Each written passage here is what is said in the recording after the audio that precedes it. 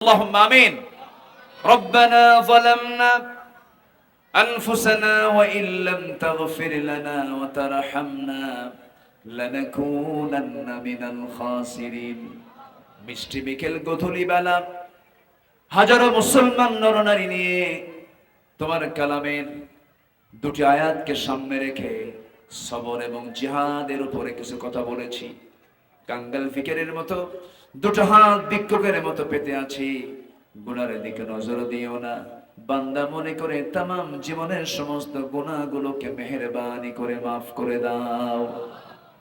জনম দুঃখিনী মা, জনম দুঃখী বাপজান যার দুনিয়া থেকে বিদায় নিলেন, জিন্দেগির গুনাহগুলো মাফ করে দাও, কবরগুলোকে জান্নাতের টুকরা বানায়া দাও।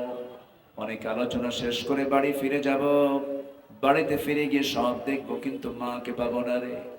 যে আব্বা আম্মা চলে গেল, জিন্দেগির গুনাহগুলো মাফ করে দাও, কবরগুলোকে জান্নাতের টুকরা বানায়া দাও।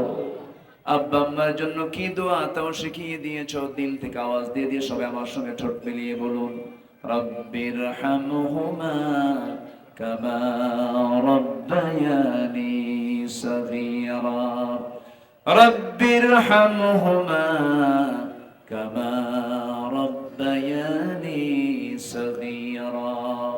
আল্লাহ তাআলা বিশেষ করে এই মাহফিলের আয়োজন যারা করলেন, শোনার জন্য যারা আসলেন, বিনিময়ে কিয়ামতের কঠিন ময়দান যেদিন কেউ কাউকে চিনবে না, এমনকি মা সন্তানকে পর্যন্ত স্বীকার করে বসবে, যেদিন মানুষ কাঁদতে কাঁদতে চোখের পানিগুলো ফুরে যাবে, চোখ থেকে রক্ত বের হওয়া শুরু হয়ে যাবে, সেই কঠিন মুসিবতের দিন এই মাহফিল সবার জন্য নাজাতের মাধ্যম তুমি আল্লাহ বানাইয়া দিও।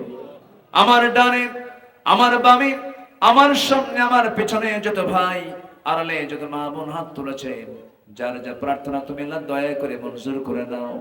যার যা সমস্যা আছে তুমি আল্লাহ সমাধান করে দাও। ও আল্লাহ, তোমার বান্দাগুলোকে এমন সময় হাত তুলেছে মুসলমানদের পায়ের তলায় যখন মাটি নাই।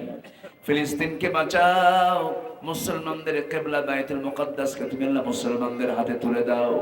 180 কোটি মুসলমানের জন্য একটা ওমর তুমি আল্লাহ পাঠায়া দাও। তোমার বান্দাগুলোকে নিয়ে হাত তুলেছি, এমন সময় দোয়া কবুলের সময় বিকাল বেলা তোমার দরবারে দোয়া কবুল হয়ে যায়।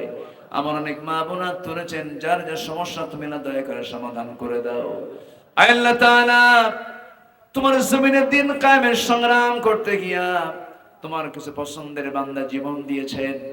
আল্লামা সাইদ রাহিমাহুল্লাহ আজকে সবগুলো পাখি বাসায় ফিরতে পেরেছে, কিন্তু আল্লামা সাইদ দুনিয়ার কোনো বাসায় ফিরতে পারলেন না, চলে গেছেন জান্নাতের বাসায়। আমরা দোয়া করি আল্লাহ, আমরা আশা করি এটাই, আল্লাহ তুমি তার জন্য তার কবরটাকে জান্নাতের টুকরা তুমি আল্লাহ বানাইয়া দাও। তার রেখে যাওয়া লালিত স্বপ্ন, তিনি যে স্বপ্ন আঁকতেন, এই জমিনকে তুমি কোরআনের জন্য কবুলের মঞ্জুর করে দাও।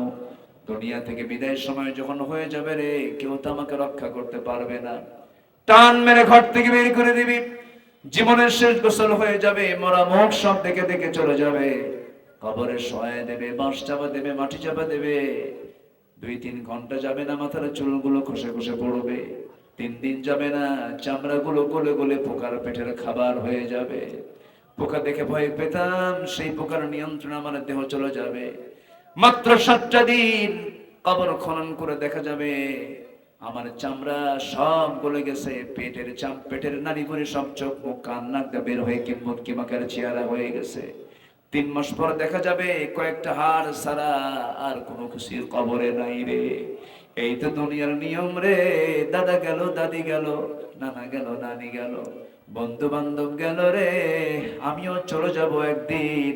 আমলের ছুরিটা ডান হাতে নিয়ে যাওয়ার তৌফিকটা দিয়ে দিও।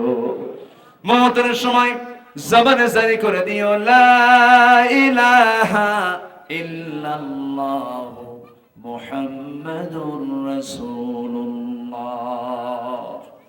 আসসালামু আলাইকুম ওয়া রাহমাতুল্লাহ।